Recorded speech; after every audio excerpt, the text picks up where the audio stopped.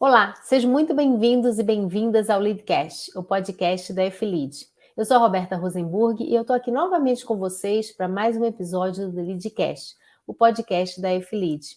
Se essa é a sua primeira vez por aqui, seja muito bem-vindo, seja muito bem-vinda. E se você já é um espectador ou um ouvinte do nosso Leadcast, é um prazer ter você aqui com a gente mais uma vez. Eu quero compartilhar com vocês a minha felicidade de poder receber tantos profissionais incríveis nos nossos bate-papos. Aqui no Leadcast, nós nos conectamos com você aí na casa, no trabalho, no trânsito, com histórias, dicas e lições de desenvolvimento que com certeza vão contribuir para a sua jornada profissional. E como eu sempre digo, aqui vocês vão estar em contato com diversos especialistas dispostos a compartilhar o mindset necessário para impactar positivamente a carreira. A nossa missão é ajudar você, a sua empresa, os seus colaboradores em seus processos de desenvolvimento. O tema de hoje é como ser um protagonista da sua carreira e de suas finanças. E para discutir esse tema com vocês e compartilhar um pouco com a gente sobre a sua trajetória profissional, temos conosco a Ana Leone. A Ana Leone é especialista em comportamento financeiro, criadora do Dinheiro com Atitude, colunista do Valor Invest, membro independente do Conselho de Administração do Banco Modal, comentarista do CBN e apresentadora do podcast. Pode isso, meninas? Seja muito bem-vinda, Ana. É um prazer ter você aqui com a gente hoje no nosso Leadcast. Olá, gente. Obrigada pelo convite. Acho que vai ser um papo incrível aqui. Ana, com certeza, nada é por acaso. Eu lembro da primeira vez que a gente bateu um papo, alguns anos atrás, eu não me lembro, nossos filhos estudavam juntos Juntos, ainda, né? E eu lembro a gente no Starbucks, em um shopping, batendo um papo e eu conhecendo um pouquinho melhor do que você fazia, me interessou bastante, né? Não só da sua experiência no mercado financeiro, mas como você foi trazendo isso também, né, democratizando o conhecimento, porque o mercado financeiro tem uma linguagem bastante árida. Eu vim do mercado financeiro, acabei migrando para desenvolvimento de pessoas, e é uma honra ter aqui você com os nossos ouvintes para poder contar essa história linda de sucesso que você tem, e um ser humano incrível que eu tive a honra de conhecer e agora eu quero trazer aqui, né, para os nossos ouvintes, Ana. Ah, muito legal. Nossa, depois dessa, olha a responsabilidade, mas vamos lá. Bom, Ana, eu queria começar um pouco, né, lá de trás, quando você estava buscando o que fazer na sua história, na sua carreira, você já sabia que você queria trabalhar com o mercado financeiro, que você iria estar fazendo o que você está fazendo hoje? Conta aí pra gente como é que foi lá no começo. Olha, não, eu nunca imaginei trabalhar no mercado financeiro, mas eu sempre me imaginei trabalhando. Eu costumo dizer que eu me lembro brincar de trabalhar.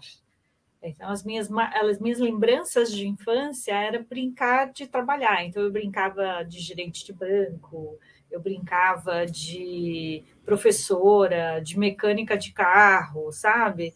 Então, para mim, o trabalhar sempre foi uma coisa importante, mas eu não sabia muito bem, como qualquer criança, como qualquer adolescente, em que exatamente. Eu comecei a trabalhar muito cedo, eu tinha 14 anos e eu comecei a trabalhar porque eu precisava. A gente tinha acabado de voltar do Mato Grosso, onde eu passei a infância, apesar de ser de São Paulo. E a gente estava numa situação financeira muito difícil, os meus pais tinham se separado, só eu e minha mãe, voltamos para São Paulo, e eu tive que trabalhar para ajudá-la. E eu comecei a trabalhar numa loja de sapatos, numa cidadezinha litorânea de São Paulo, Itanhaém. Minha irmã mora lá até hoje, alguns sobrinhos, alguma parte da minha família ainda mora lá. E apesar de ser uma época muito difícil das nossas vidas, não é uma época que eu me lembre com amargura ou com tristeza, porque eu sempre costumei ver o lado positivo das coisas. Isso eu acho que é uma característica, que ela pode ser uma característica até de sobrevivência, talvez.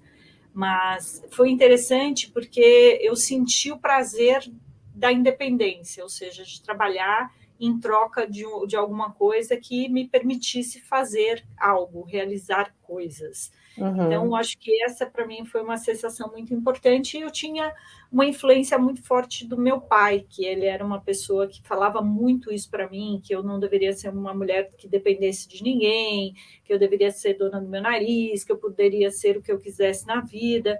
Então, acho que essa vocalização que o meu pai tinha desde que eu me lembro por gente, para mim foi muito importante, porque essa era a minha referência, portanto, de ser uma pessoa que conseguisse chegar lá, ou seja, uma pessoa que pudesse ser independente. Bacana. Olha, eu só queria te parar aqui, Ana, porque você fala que é uma característica, né, da sobrevivência, ver o lado positivo das coisas, mas talvez você ter, né, essa autoconsciência que é uma característica sua, né, porque as pessoas, às vezes, elas desenvolvem outras características para sobreviverem, mas você, de alguma maneira, optou por ter essa característica que eu estou escutando aqui, não só do lado positivo, mas também do protagonismo, né? De querer fazer. Né? Não, e isso é interessante, porque anos mais tarde, a gente voltou para São Paulo e eu comecei a trabalhar. Minha primeira carteira assinada foi aos 15 anos. E aí foi uma continuidade do que eu já fazia trabalhando, mas era diferente, porque a gente já estava em São Paulo, então era, né, tudo muito diferente. Mas eu era uma adolescente. E por mais que para mim o trabalho era uma coisa muito legal, entre os meus amigos eu era a única que trabalhava, porque eu sempre estudei em escolas particulares, apesar de no Mato Grosso estudar em escola pública e Itanhaém também, meus pais sempre fizeram muita questão de que eu tivesse uma boa educação. Então, o maior sacrifício da vida dos meus pais sempre foi pagar a escola, né, uma boa escola para que eu pudesse estudar. E aí, com minha roda, né, de amigos, o meu convívio era muito diferente da minha realidade. E ali, aí, pegando isso que você disse, né, eu acho que é a questão do otimismo e da autoconfiança também, porque eu nunca me senti diminuída, apesar de viver uma dificuldade muito diferente, uma realidade muito diferente da dos meus amigos. E aí eu me lembro que continuei trabalhando, e aí foi legal, porque logo em seguida arrumei outro emprego, enfim, então foi assim que eu comecei, de fato, a trabalhar. Trabalhei de tudo que você possa imaginar, trabalhei numa loja de móveis, trabalhei numa fábrica de fusíveis industriais, trabalhei, assim, em tudo quanto é tipo de comércio, até que eu fui parar no mundo corporativo aos 19 anos. Uau! Quer dizer, antes, então, você trabalhava na área comercial, né? Isso, eu Era algo trabalhei que você... eu tinha um emprego, né? Eu ia Tá. atrás de um emprego. Então, se me pagasse bem, se conseguia conciliar com com a escola, para mim já era o suficiente. E, obviamente, né, foi um aprendizado. Eu fui trabalhar como assistente administrativa numa fábrica de fusíveis industriais e ia fazendo aquelas coisas, né, que hoje algumas pessoas, algumas mulheres que estão nos ouvindo vão achar que é coisa do século passado, e né, era fax, telex, coisas que uma secretária ou uma assistente administrativa fazia. E eu fui parar, né, anos mais tarde no mundo corporativo. E acho que uma coisa super importante, que para mim sempre fez toda a diferença, foram as conexões e os relacionamentos que eu criei ao longo de toda a minha vida. Desde lá dos meus 19 anos até hoje. Eu acho que esse é um instrumento poderosíssimo quando a gente está falando de gestão de carreira, de criação de oportunidades. Eu me lembro que eu fui fazer cursinho nessa época para prestar a faculdade, que eu não sabia o que eu queria fazer, e eu conheci uma pessoa que trabalhava numa administradora de cartões de crédito, e a gente se tornou amigas, e ela me indicou para uma vaga que tinha. Então, meu primeiro emprego corporativo foi na Credicar, como atendente de telemarketing, e foi aí que o jogo começou, sabe? Que eu considero que o juiz deu o apito inicial do jogo da minha carreira. E foi muito bacana, porque eu entendi o que era o mundo corporativo, o que uma empresa pode fazer por um funcionário. Era uma empresa que tinha muitos benefícios inclusive de vanguarda para a época, e também para a atividade que eu exercia, né, para a posição que eu ocupava.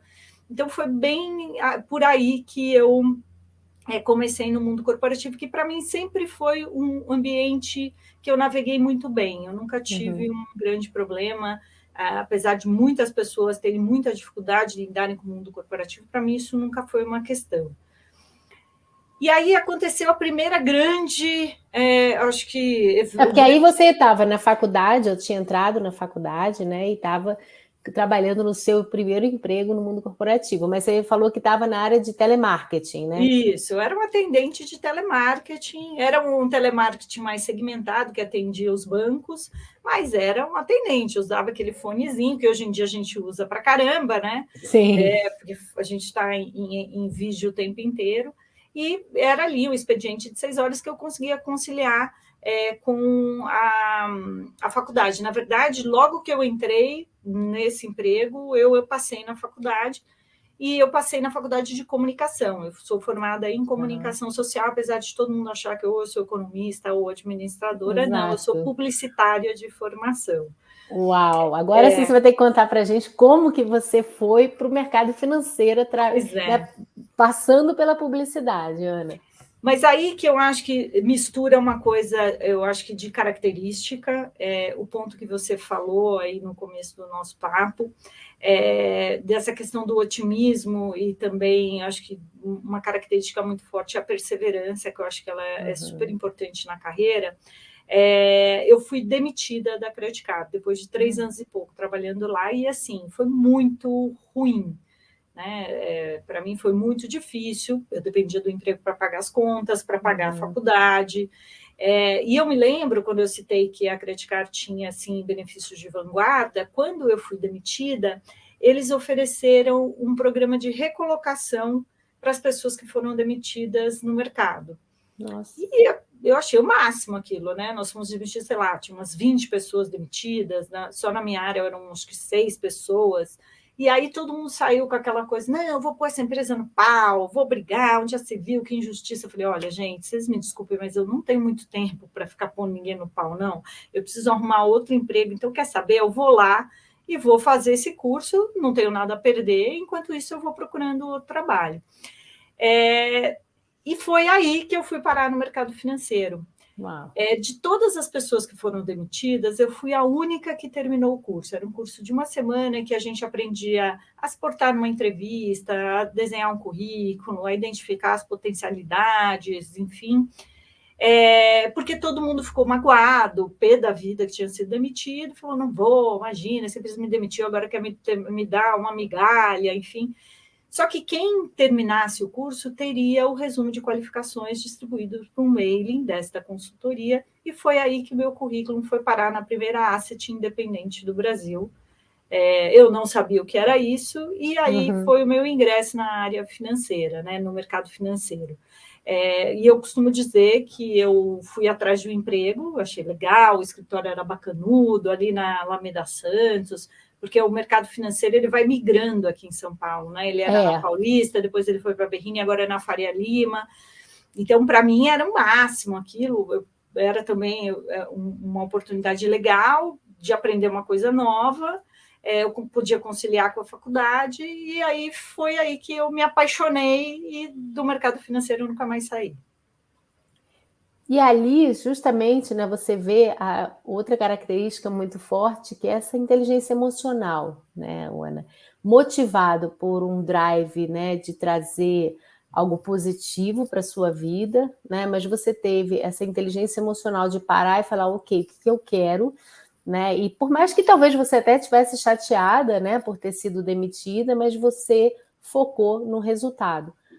Quantas vezes mais essa característica apareceu na sua vida e como isso impactou essa carreira de sucesso que você tem hoje, Ana? É curioso, né? Porque isso já faz 30 anos, que eu tenho 50, então já faz bastante tempo, desde o meu início, são 31 anos de mundo corporativo, mas o mercado financeiro é isso, faz 28 anos que eu entrei nesse mercado, e eu acho que a todo tempo eu exerci essas características. Primeiro que quando eu comecei a trabalhar no mercado financeiro, eu entrei num ambiente em que era muito diferente do ambiente que eu estava acostumada. Eu não falava inglês, eu nunca, né, eu fazia uma faculdade considerada uma faculdade de segunda linha, e o que me diferenciou foi justamente essa maior habilidade emocional, de correr atrás. Eu me lembro que eu não tinha dinheiro para pagar o curso de inglês, e eu juntei lá 10 pessoas da empresa e a gente rachava a hora da secretária executiva do diretor, que falava inglês e dava aulas para a gente na hora do almoço. Eu ia mais cedo para a faculdade para ter aula de informática, também parece coisa do século passado, mas era assim que funcionava. Era. Justamente acelerar meu conhecimento. E comecei a estudar muito a parte técnica do mercado, que era algo que eu não tinha, era uma bagagem que eu não tinha, porque eu fazia faculdade de publicidade. Então, foi uma época em que, para mim, era uma motivação tão grande eu aprender aquilo que me faltava. E hoje, olhando para trás, eu vejo assim que, né, às vezes eu olho e falo assim, gente, eu representei o Brasil, até hoje eu represento o Brasil num grupo internacional que discute todas as diretrizes da profissão de planejamento financeiro no mundo. Puxei aquela menina que não falava inglês e que rachava as aulas para a secretária dar na hora do almoço, né? Toda a parte técnica, que era assim, uma coisa que para mim eu falava, gente, eu nunca vou entender isso na minha vida, né? E eu fui responsável por uma das áreas mais técnicas de mercado, que é a área de apressamento de ativos e assessoria econômica de uma associação que representa todas as instituições do Brasil. Então, é curioso olhar, né, como às vezes a gente vê os desafios e a gente acha que a gente está tão distante de alcançá-los, mas que se a gente estiver afim mesmo, é possível. Então, acho que essa perseverança não deixa de ser um otimismo, né? Porque eu não desisti de jeito nenhum, aquilo era um trampolim para mim. Escuta, não, eu tenho 3 meses para aprender o inglês suficiente para eu entrar na reunião e entender o que eles estão falando. Eu não precisava falar, né? Porque 90%, você falou que é bem área do mercado financeiro, metade é técnico, metade é inglês. Eu não era nem técnica e nem falava inglês. Então, assim, era a minha meta. Olha, pelo menos preciso entender os termos. Depois eu vou para a fluência. E assim foi, né, ao longo de todos os anos, em cada etapa um desafio diferente. Eu acho que o que eu sempre falo para os meus clientes, Ana, e para, né, todo o meu ciclo de amigos e pessoas, é que realmente as pessoas se destacam por aquilo que elas fazem bem, naturalmente, né? E não por aquilo que elas não fazem. Porque você pode, né, querer estar sempre evoluindo, é excelente, mas você vai se sobressair por aquilo que naturalmente faz bem. Como é que você vê essa relação? Porque assim, você foi atrás, né, de todo um conhecimento técnico, uma desenvoltura do inglês, mas você certamente acessou algo que você tinha natural seu que te permitiu. Você acha que isso tem a ver com a comunicação, de você conseguir se expressar bem, de você conseguir... porque hoje eu quero muito falar disso aqui, né, de como você democratizou o mercado financeiro. Isso significa traduzir todo esse jargão, todos esses termos técnicos super difíceis para uma população, né, para as pessoas que não têm essa formação. Então, voltando mais à minha pergunta, o que realmente, né, qual foi a sua habilidade, a sua competência, que hoje você olhando para trás, você identifica que te permitiu esse caminho? Acho que volta a questão da sobrevivência de novo, porque eu acho que era um instrumento que eu precisava convocar para poder trabalhar. Então, como eu não sabia, eu tinha que entender aquilo muito bem para consumo próprio e para depois conseguir passar para os clientes. Porque em quase toda a minha trajetória profissional, por muitos anos, talvez metade, todo é exagero, mas metade da minha vida dentro do mercado financeiro foi trabalhando diretamente com clientes. Eu era assessora, fui banker muito tempo, Então, eu tinha que capturar as informações vindas das áreas mais técnicas, dos gestores, dos operadores de mesa, tinha que digerir aquilo tudo para poder conversar com o cliente. Então, era uma questão que eu precisava para consumo próprio, então esse exercício de conseguir traduzir, interpretar, decodificar as informações e conseguir passar para o cliente numa linguagem que eu entendesse, é que criou esta característica de levar esse tema de uma forma tão leve.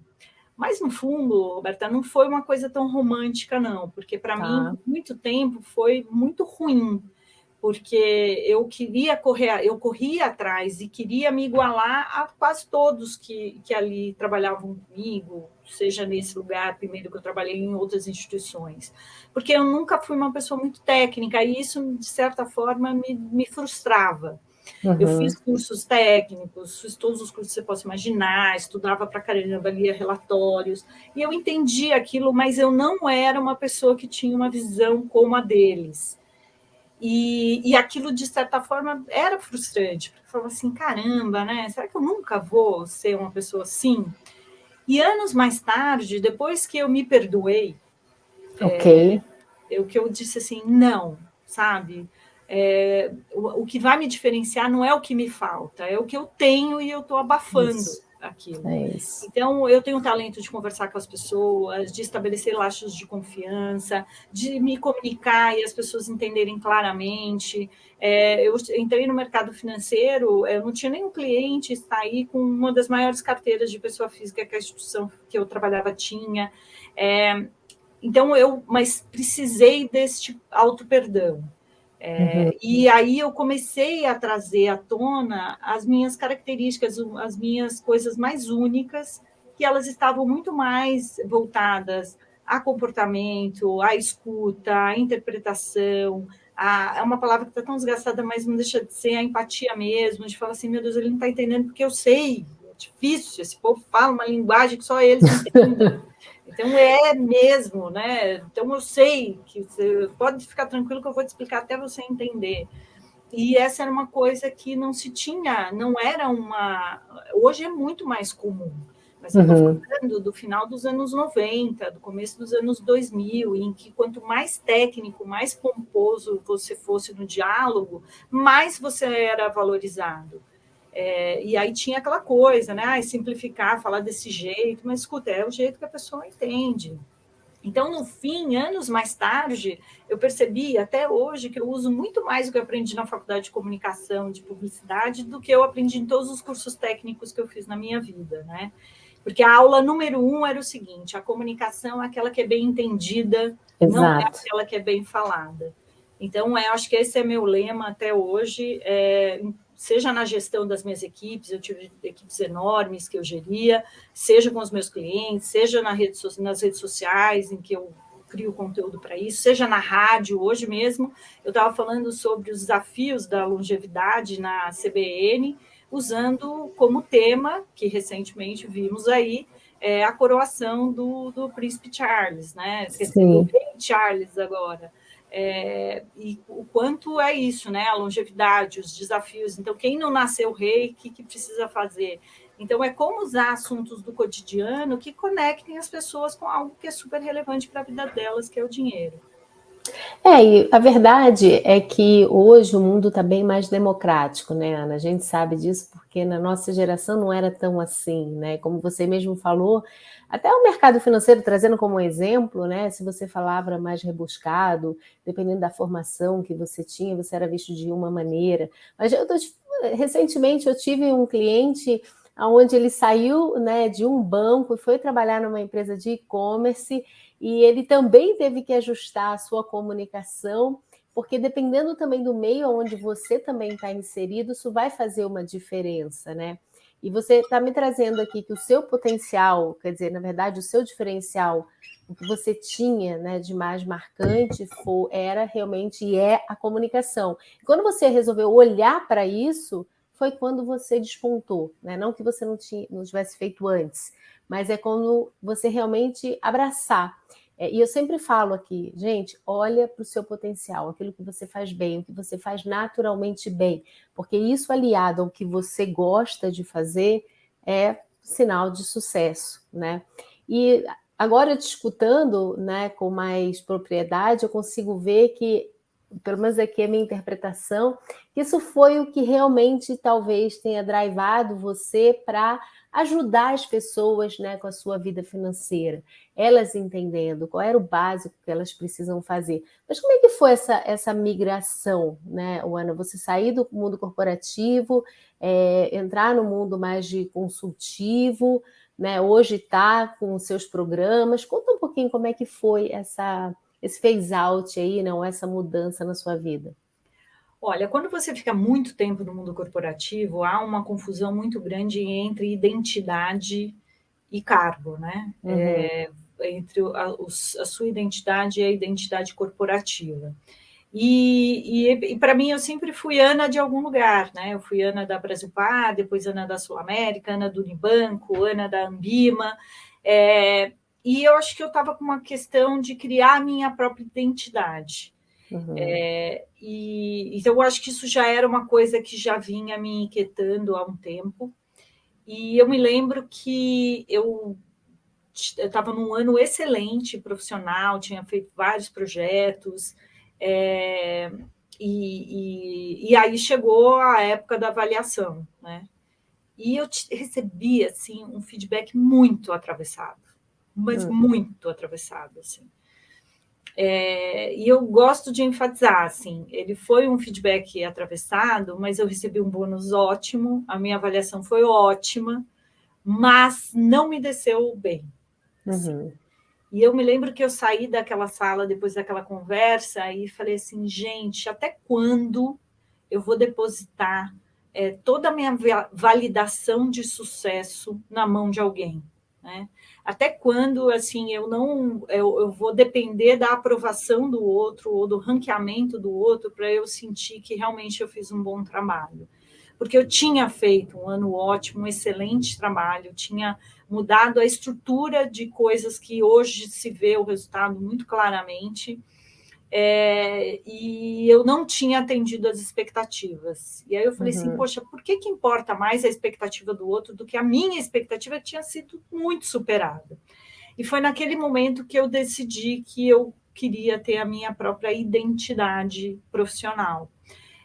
Eu saí daquela reunião e criei o Dinheiro com Atitude, e era uma época, isso foi em 2013, final de 2013, Uhum. começo de 2014, que não se falava, não usava as redes sociais como hoje para se falar sobre finanças, nem mesmo para se falar sobre conteúdos, eu acho que era muito mato alto ainda. Sim. E eu comecei, eu me lembro que eu cheguei na empresa e falei, olha, eu vou fazer, né? Eu vou garantir aqui que eu não vou misturar as bolas, minha ética vai estar em primeiro lugar e não usar nenhum tráfico de influência da minha parte para o que eu exerço aqui. Eu exerci uma posição relevante na empresa que eu trabalhava, mas eu vou fazer. Né? E Uhum. foi a partir daí que eu senti que eu poderia ter duas fontes de realização profissional. Uhum. Eu passei a pôr energia muito mais, a energia positiva, no sentido de transformar a vida de uma pessoa, de ajudar as pessoas a ter uma relação melhor, e fazer muito bem o que o mundo corporativo me convocava. E era legal, porque é um complemento, né? Puxa, às vezes era chato desse lado, mas era legal do outro, às vezes era chato desse, mas legal do outro. E foi aí que eu comecei a criar essa identidade. E foi ali também que eu decidi que eu sairia do mundo corporativo, mas isso só foi se concretizar no final de 2020, começo de 2021. E aí, né, respondendo a sua pergunta, foi uma transição bem elaborada mesmo. Né? Eu Uhum. tinha 3 pontos que eu acho que eles são fundamentais e na mesma medida para alguém que queira fazer qualquer transição de carreira, porque eu fui demitida 3 vezes ao longo de toda a minha carreira e essa tinha sido a primeira vez que eu escolheria sair e andar com as minhas próprias pernas. Uma escolha sua, diferente. Né? E que às vezes é muito doída, né? Porque às vezes é mais fácil alguém tomar a decisão por você, porque daí você tem que se virar, te jogaram na água, você tem que sair nadando, né? Mas foi bem planejada e os 3 pontos que eu acho que são fundamentais para qualquer transição. O primeiro é o ponto financeiro. Eu tinha uma meta clara de qual era o valor que eu queria atingir. Quando eu atingisse esse objetivo financeiro, aí eu escolheria se eu continuaria ou se eu daria outro rumo. Acho que esse é acho que um ponto super importante, porque as pessoas sempre pensam no mínimo que elas precisam ter para fazer essa transição. Acho que é importante, mas eu acho que as pessoas têm que entender qual é o máximo que elas têm que ter para fazer essa transição, porque senão as pessoas nunca se decidem no que elas querem fazer, porque elas sempre vão estar buscando mais e mais e mais, aí passam a vida inteira, olham para trás, frustrados de não terem decidido, ricos, mas infelizes por não terem decidido o caminho que gostariam de escolher. Então, eu tinha um limite mínimo que me deixaria ali confortável, mas eu sairia quando eu atingisse o meu máximo, que também eu tinha uma meta. E dentro desse mínimo e máximo, você pode dar algumas dicas aqui para a gente, né? O que é importante ter dentro desse critério para você poder definir o que é mínimo? Lógico que para cada um vai ser diferente, né? Mas de formas mais genéricas, né? Você estar satisfeito com o que está fazendo, né? Você tem o suficiente para você manter o básico, né, do que é importante para você. Quais são esses critérios, Ana, que vem na sua cabeça? Nesse primeiro pilar, que é o financeiro, Roberta, eu acho que é um número mesmo, é conta que você tem que fazer. Então, poxa, é o mínimo, não estou aguentando o que eu quero fazer, não gosto, não estou afim, quero sair, quero tocar minha vida. Poxa, qual é o mínimo para eu... eu quero fazer alguma coisa que eu vou precisar de um fôlego de pelo menos 6 meses. Então, essa é a reserva que você tem que ter. Pô, vou ter meu negócio, mas, cara, acho que só daqui 2 anos esse negócio vai engrenar. Então, você tem que ter uma reserva de 2 anos. O máximo é o que, para mim, era a minha tranquilidade financeira e a minha independência financeira. Então, uma conta que eu fiz. Poxa, eu ganho tanto, eu quero ter este tanto por tantos anos para garantir a minha independência financeira. E também foi uma conta. Né? Então, são números. Né? Mas aí, números você também tem essa consciência interna, né, seja da sua família também, do que é importante para você. Né? Então, mas aí são os outros pilares, na minha opinião. Né? Então tá bom. Que esse é o financeiro, acho que é o primeiro, ele é o mais fácil, ele é o mais simples, aliás, não significa que ele seja mais fácil, porque a gente está falando de você acumular uma grana. Né? O segundo é o aspecto de carreira mesmo. O que você quer fazer? Poxa, o que eu sou bom, o que eu posso me diferenciar, o que me falta para isso que eu quero fazer, é saber onde você quer chegar, onde você quer ir, para que caminho você quer seguir. Então, eu tinha muito claro que eu queria, daqui 5 anos, trabalhar como conselheira independente, eu tinha muito claro que eu queria monetizar o dinheiro com atitude, né, fazer projetos voltados para isso, eu tinha muito claro que eu queria ter um pilar editorial meu, que hoje é o podcast, a coluna no Valor Invest e o quadro na CBN. Então, eu tinha muito claro a minha carreira, o que eu faria para os próximos anos. E aí eu fui construindo, né? Poxa, então eu preciso ter mais desenvoltura em falar, eu preciso treinar muito mais a minha escrita. Eu quero sentar e escrever um livro, eu fiquei 3 anos escrevendo um livro. Então, assim, o que de carreira? Poxa, o que me faltava? Uma formação como conselheira, eu trabalhar como conselheira indicada pela associação que eu trabalhava. Então, assim, acho que esse é o segundo pilar. E o terceiro pilar, que eu acho que também é tão importante quanto os outros 2, é o teu emocional. O emocional foi a pandemia que me ajudou a estruturá-lo. Por quê? Porque eu acho que quando você não tem uma sinceridade, não é, do que para você é importante, você não consegue se desfazer daquilo. Então, o que eu quero dizer com isso? Eu tinha um monte de dogmas que eu tinha de dizer que eu não ligava para as coisas. Imagina, eu não ligo. Se não servir café na minha mesa, não tem problema. Imagina, se eu não tiver vaga privativa, não tem problema nenhum. Tem problema. Isso pesa. não tem problema nenhum se eu ligar para as pessoas não me atenderem. Tem, né? Porque quando você está debaixo de um guarda-chuva corporativo, as portas se abrem, os telefones tocam, as pessoas te atendem, você tem conveniência, dá pau no seu laptop e alguém cai com outro novo na sua Não. mesa.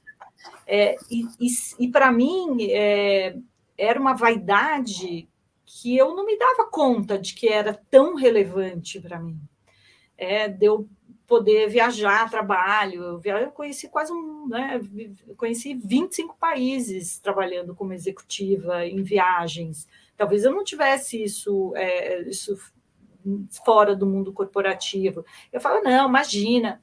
Então, eu acho que essa parte emocional de entender que você vai trabalhar em casa, você vai trabalhar com cliente, você vai ser... Às vezes você vai ter dinheiro, às vezes você não vai ter a renda, você vai ligar para as pessoas não vão lembrar quem você é. Então, essa parte emocional, como a família vai apoiar, como é que né? Vou ficar de pijama o dia inteiro em casa. Então, eu acho que são esses 3 pilares, mas que cada um tem a sua importância, mas eles são muito relevantes, porque às vezes você sabe onde você quer chegar na sua carreira, mas você não se preparou financeiramente para isso. Você sabe onde você quer chegar, você tem dinheiro, mas você trabalha com líderes, pessoas, você sabe como é que é, pessoas que perdem completamente a identidade quando saem do mundo corporativo, pessoas que não sabem o próprio nome, né? Não sabem no que elas são boas, porque era alguém que dizia para elas que elas eram boas. Então, para mim, esses 3 aspectos são muito importantes, e foram esses 3 aspectos que eu cuidei para que eu pudesse fazer essa minha transição de uma maneira mais confortável. Não anulei todos os desafios, eu acho que eles sempre vão surgir, mas eu acredito que é isso que a gente precisa cuidar para fazer uma transição, pelo menos, bem pensada. Bacana. Eu vou voltar um pouquinho, né, no momento onde você recebe aquele feedback e te incomoda, que por mais que você tenha chegado nos números, talvez o que, né, você chegou muito bem, agora o como talvez é que você tivesse recebido um feedback de melhora e que para você foi mais difícil, né, de um desafio olhar para ele. Né? Eu acho que eu sempre comento aqui que é importante, o feedback ele é muito importante, porque ele é um presente, né? Isso não é garantia que o outro lado, o que ele vai fazer com isso. Mas eu acho que no seu caso, você conseguiu conectar com aquilo que era importante para você, né? E a gente, por mais que o feedback seja o presente, né, a gente precisa olhar para ele, entender o que ele está significando para a gente na nossa vida. E pelo que eu escutei, para você foi um motivador de você dizer, poxa, eu realmente quero seguir dentro da minha cultura, do meu jeito, né, fazer algo que tenha um propósito maior e que eu crie a minha identidade. Eu escuto bastante isso na sua fala, né, dessa sua identidade, da forma como você também acredita e que está tendo um sucesso incrível, né, Ana? Então, essa coragem, né, que você teve de se olhar e dizer, poxa, por aqui que eu vou. Minha pergunta para você, Ana, quando desses 3 pilares, aonde a gente trabalha bastante aqui na FLID, e eu particularmente, é com esse terceiro pilar, né, dessas crenças, do que você valoriza, do propósito. Você veio se dar conta disso depois dessa mudança do mundo corporativo, ou você já tinha mapeado isso e trabalhado isso na sua cabeça com antecedência, Ana? Olha, eu acho que tem 2 coisas para mim que são bem relevantes, assim. A primeira, e eu me lembro que uma vez me perguntaram, há muito tempo, falou assim, você sonha em ser rica? E aí eu parei para pensar, eu falei, não, eu sonho em ser bem-sucedida. Aí a pessoa virou para mim e falou, mas é a mesma coisa. Eu falei, não é. Eu falei, eu posso casar com alguém rico, né? Posso receber uma herança de uma tia doida aí que apareça, vai saber se eu tenho alguma perdida. Isso não vai me fazer sentir, né, bem-sucedida. Eu quero poder ser bem-sucedida fazendo alguma coisa relevante. E aí é isso para mim, assim, acho que tem 2 coisas, né? A primeira é isso, é fazer alguma coisa que seja relevante. Isso sempre foi uma questão para mim. E mesmo naquelas coisas muito simples que eu fazia lá atrás, né? Aquela menina de 14 anos trabalhava naquela loja de sapato, para mim eu queria fazer alguma coisa que fosse importante para as pessoas. E eu me lembro que uma dessas transições minhas de um emprego para o outro, eu fiz uma entrevista muito dura e hoje essa pessoa é meu mentor, assim, que foi a entrevista que eu fiz para entrar na Ambima. Ela falou assim, mas o que você quer, o que você gosta de fazer? Aí eu parei para pensar, e era uma época que eu falei, eu não quero mais mercado financeiro, estou de saco cheio disso, eu vou fazer outra coisa da vida, e queria fazer um negócio completamente diferente mesmo. E aí eu parei para pensar, sabe aquele silêncio necessário, mas bem constrangedor, assim? Aí eu falei assim, olha, sinceramente, eu não me importo de servir café, desde que tomar café seja importante para essa empresa. Então, uma das coisas para mim sempre foi fazer alguma coisa que fosse relevante. Sempre que eu me via fazendo alguma coisa que as pessoas não valorizavam, aquilo para mim era muito ruim. Aí a segunda coisa é ser bem remunerada por isso. Isso eu aprendi. Isso é uma coisa, é um defeito que as mulheres têm de não, de aceitarem o desmerecimento daquilo que elas fazem. Porque a gente fica subentendido de que alguém vai vir para reconhecer, e eu abandonei essa prática, graças a Deus, e recomendo que todas as mulheres façam isso. E como é que você pode dar essa dica aqui, Ana? Porque eu acho que é um assunto bem relevante, né? Porque o mercado ainda não está igualitário, né? A gente vê muita, né, diferença, homens e mulheres com a mesma posição e ganhando de formas diferentes. É lógico que tem empresas e empresas, mas a grande maioria a gente ainda vê muito isso acontecendo. Qual é a dica que você traz para esse público, né? Para essas mulheres que estão aqui nos escutando agora? Acho que falem sobre isso. E aí eu vou contar uma história. Eu trabalhei numa instituição que eu sabia que a pessoa que sentava ao meu lado ganhava 30% a mais do que eu. Uau. E eu achava normal. E acho que isso é uma coisa interessante, porque também as coisas vão mudando. Os absurdos que a gente convive, às vezes eles nem são absurdos ainda, um dia serão. E isso era um absurdo em que se convivia, porque eu achava sempre que era alguma coisa que me faltava. Poxa, eu não sou técnica o suficiente. Poxa, mas eu não falo inglês o suficiente. Mas, caramba, eu não sou economista, né? Nem fiz administração, mas eu não fiz USP, eu não fiz GV, eu não, né, no INSPER, eu não fiz IBMEC. Então, é por isso. E aí, anos mais tarde, assim, sei lá, 15 anos mais tarde, eu encontrei com uma pessoa do RH, que é uma grande amiga, e eu falei, escuta, fulana, por que eu ganhava menos que ele? Era uma política das mulheres ganharem menos? E, genuinamente, eu falei, eu não vou reivindicar, não, faz 15 anos, eu só quero entender, porque hoje, como eu trabalho com essa pauta, eu quero entender o que é que está por trás.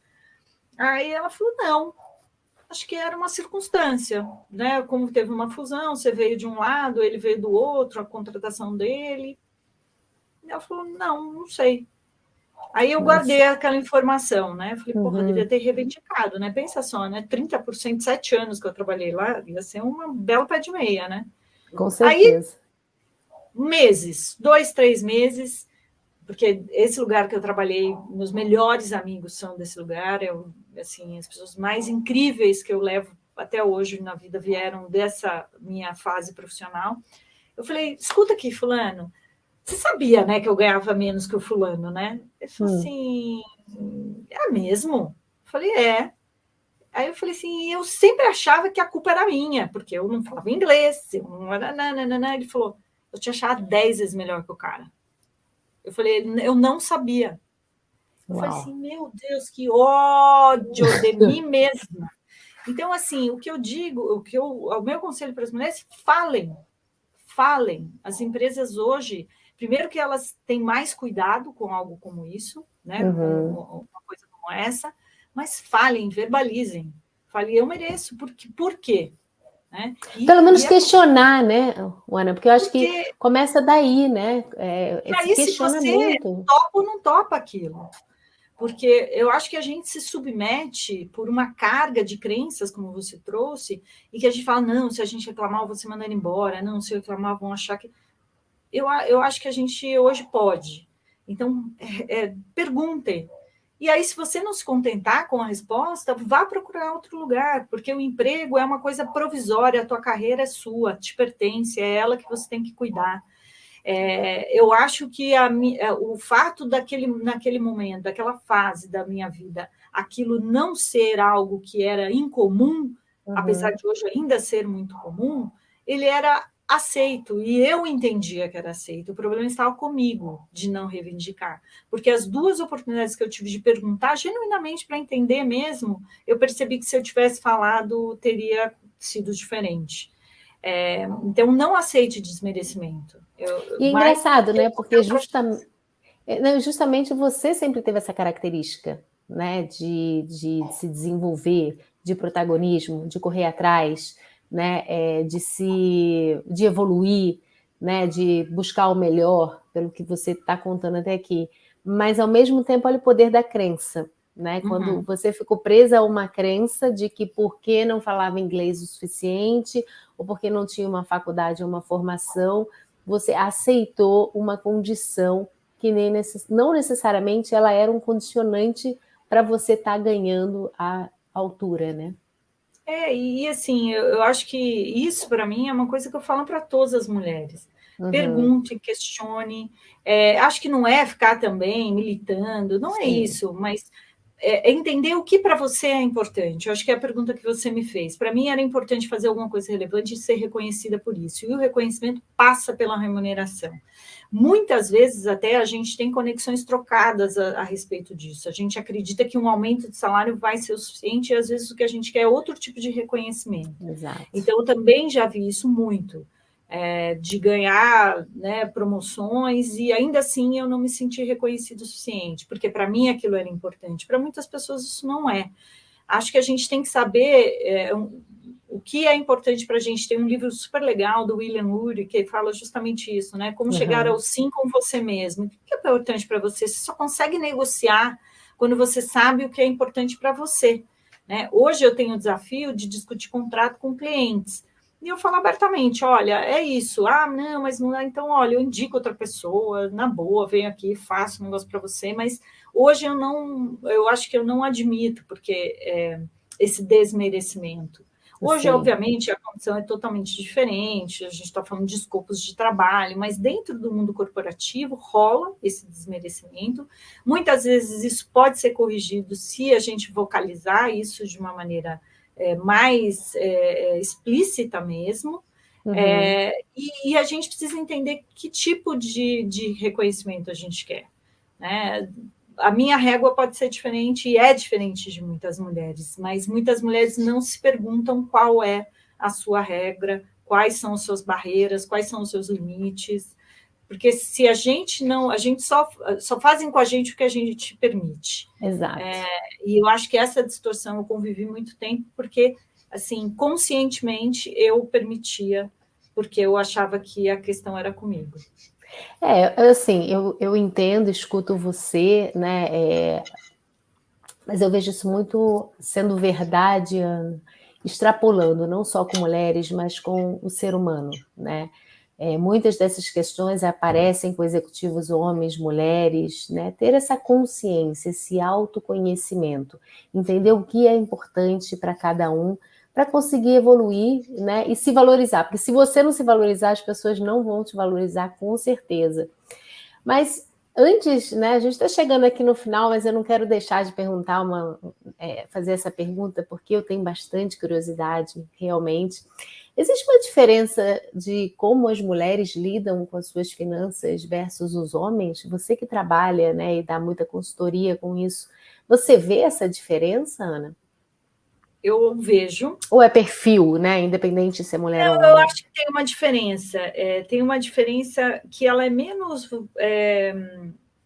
voltada para se é o perfil mais arrojado, mais Uhum, conservador, mas eu acho que as motivações femininas são um pouquinho diferentes. uhum, A mulher ela pensa no seu equilíbrio financeiro muito motivada pela família, para a proteção dos uhum, filhos, proteção da família, proteção dos pais. Muitas vezes a mulher ela é provedora, muitas vezes não só da própria família, mas também dos pais.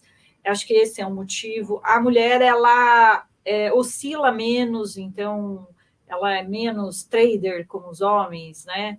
Elas buscam mais segurança do que resultado, a segurança de um resultado mais duradouro é melhor do que o ganho imediato. Então, existe, eu acho que, algumas motivações que levam as mulheres a serem diferentes na forma como lidam com o dinheiro ou com os investimentos. Acho que as motivações elas são distintas. Por outro lado, as mulheres ainda terceirizam demais essa função para o homem mais próximo. Seja para o pai, para o irmão, para o marido, e isso é um grave problema para ela, porque a gente sabe o número de divórcios no Brasil cresce, as mulheres se veem diante da necessidade de encarar suas finanças de uma maneira totalmente despreparadas, isso para aquelas que têm dinheiro e aquelas que não têm dinheiro, então isso é um problema, independe do tamanho do bolso.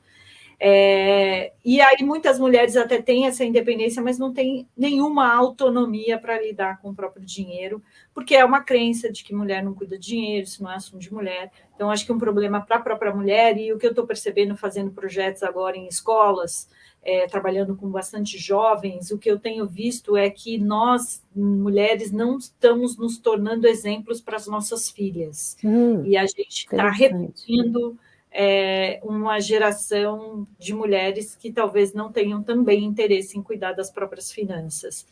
Acho que nós, como mães, principalmente, a gente tem uma responsabilidade de, acho que, inspirar as nossas filhas, ser exemplo para as nossas filhas de que sim, a gente precisa cuidar de dinheiro, isso é assunto de mulher, nós precisamos encontrar a nossa independência, a gente precisa reivindicar e vocalizar os nossos direitos, mas como mulheres também, que dê exemplos para outras mulheres, porque acho que esse papo que a gente está tendo aqui, eu gosto quando eu, primeiro, me sinto super honrada em ser convidada para falar um pouco da minha trajetória, porque a gente precisa inspirar outras mulheres, que elas vejam e falam, poxa, vale a pena, dá para chegar lá, né? Olha, funciona para alguém, para mim vai funcionar também, que pese o fato de que cada uma vai escolher o seu próprio caminho.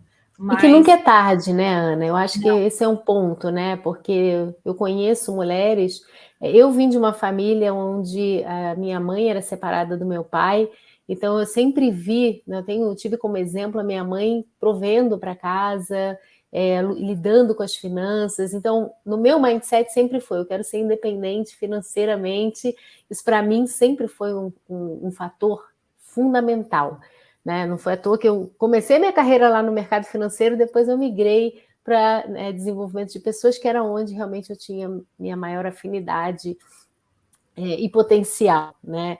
Mas isso era algo muito importante. E eu passo isso para as minhas filhas. Eu tenho 2 filhas e as 2 já têm conta, uma é adolescente, outra já é uma jovem adulta, e às vezes elas lutam porque queriam que a gente desse tudo, ou que não desse essa consciência financeira, porque eu acho que é muito isso, né? Não é o quanto não é só o valor, o quanto custa, não é só o quanto custa, é o quanto vale. O valor, né? O quanto que você trabalha para ter isso, ou o quanto que de fato, né, isso é valorizado para você, né? Então eu acho que essa consciência, mas quando você não tem essa história familiar, né, e quando você não tem essa consciência, nunca é tarde para você mudar a rota e começar a ter, né? E qual é a sua dica para quem chegou até aqui, Ana? Você deve escutar bastante isso, essa pergunta, né? Chegou até aqui, não tem nenhuma consciência financeira. Mas, poxa, começou, né? Ligou o alerta, falou, poxa, agora eu quero começar a lidar com as minhas finanças. Qual seria aí a dica que você dá para essas pessoas? E acho mulheres que a gente está falando aqui também. Né? Eu acho que você tem razão que nunca é tarde. Eu tenho uma amiga que diz sempre, assim, antes tarde do que mais tarde. Acho que é uma urgência. A mulher tem mais desafios do que os homens, independente se a gente quer enfatizar essa pauta mais feminina ou não, mas são fatos. A mulher ganha, em média, 30% a menos que os homens, a mulher vive, em média, 6 a 7 anos a mais que os homens, as mulheres cada vez mais estão liderando os lares, ela tem uma dificuldade maior de inserção no mercado de trabalho, e a gente provê para os filhos e muitas vezes para os pais. E a nossa geração, que está tendo pais também mais longevos, está sendo um desafio, e em especial para as mulheres que acabam, né, as filhas ficando com a responsabilidade de cuidar dos pais, na sua grande maioria. Eu estou aqui, obviamente, generalizando. Primeiro, eu acho que a minha orientação, sempre que eu dou para as mulheres, é a dica de sobrevivência que a gente sempre tem quando a gente anda de avião. Máscaras de oxigênio primeiro em você, e depois você ajude quem está do lado. Acho que a gente precisa mudar um pouquinho essa motivação. A gente já tem tantos desafios, a gente sempre larga no pelotão de trás, na maratona financeira, por esses aspectos que eu já citei, e a motivação da mulher de sempre prover para o outro acaba deixando ela desassistida no futuro. Então, a gente precisa pensar na nossa independência financeira. A nossa independência financeira significa a gente não depender de ninguém, em primeiro lugar. Segundo lugar, é a gente ter uma dependência menor do fruto do nosso trabalho, que dessa forma a gente consegue ter um estresse, uma ansiedade menor a respeito da nossa empregabilidade, e que a gente precisa poupar. A nossa janela de oportunidade de poupança é muito pequena. A gente, né, começa o jogo da vida aí aos 25 anos, mas a gente tem até os 65 anos na nossa plena capacidade de produção de renda, e é essa época que a gente tem que ter o suficiente para viver e para poupar para os próximos 35 anos, que é dos 65 aos 100 anos. Eu acho que essa que é a conta. Então, quem ainda não se deu conta da urgência desse fato, é melhor começar a se preocupar, e o primeiro passo é tomando o pé das próprias finanças, chamando para si esse desafio, que eu acho que é ter a autorresponsabilidade sobre a própria vida financeira. Bacana. Eu queria agora, você já falou durante, né, todo o nosso bate-papo aqui, mas eu queria que você falasse aqui para os nossos ouvintes qual é a dica que você dá, né, para quem está começando agora na sua carreira, né, focado aqui muito na sua fala das mulheres, né, que estão começando. O que você indica para o sucesso, Ana? O que é importante? Olha, eu acho que se respeite, né? Em primeiro lugar, assim, se respeite das suas características, dos seus pontos fortes, das suas potencialidades, e procure não ser igual a todo mundo. Procure fazer do seu diferencial, daquilo que realmente é só seu, a diferença do teu trabalho e da tua carreira. E jamais confunda emprego com carreira. O emprego é provisório, a carreira é permanente. Jamais confunda fama com reputação. A fama é super passageira, a reputação é algo que você constrói ao longo de toda uma vida. E jamais confunda, que eu também gosto de falar muito isso, com poder e identidade. Poder é algo que alguém te deu e pode tirar. Agora, tua identidade é algo que é teu e nunca ninguém vai tirar. Então, quando você respeita a sua identidade, você trabalha na construção de uma reputação, certamente você vai ter uma carreira muito legal. Muito bacana, Ana. Nossa, foi um prazer ter você aqui com a gente. Com certeza os nossos ouvintes vão aprender bastante, né, da sua experiência. E para te encontrar, Ana, onde que os nossos ouvintes aqui podem encontrar você, te seguir? Bom, olha, a minha principal rede é o Instagram. Lá eu estou como Dinheiro com Atitude, @Dinheiro com Atitude. No LinkedIn, Ana Leone, é só me achar por lá também. Todas segundas e quartas-feiras eu estou na CBN, às 3h30 da tarde, eu e mais a Nayara Bertão e a Natália Larghi comentando lá no Pode Isso Meninas, ao vivo na CBN, e toda sexta-feira tem episódio novo do Pode Isso Meninas, que também é sempre bem divertido, a gente fala de todos os temas relacionados a finanças, e tem toda sexta-feira também minha coluna no Valor Invest. Bacana, excelente, Ana. Foi um grande privilégio ter você aqui conosco. E se você tem aí uma empresa e quer bater um papo comigo, ou quer saber um pouquinho mais sobre a consultoria personalizada que a gente oferece para o seu negócio, você pode me encontrar também no LinkedIn como Roberta Rosenburg. Ou pode nos acompanhar, a F-Lead, nas redes sociais, no Instagram, @f.leadsolutions, ou no YouTube, no nosso canal Conexão F-Lead.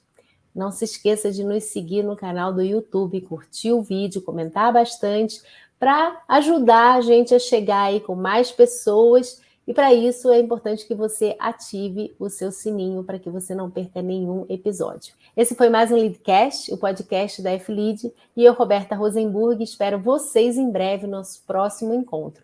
Lembrando sempre que queremos levar você até o que há de melhor no seu desenvolvimento. E nós vamos ficando por aqui. Um abraço e até mais.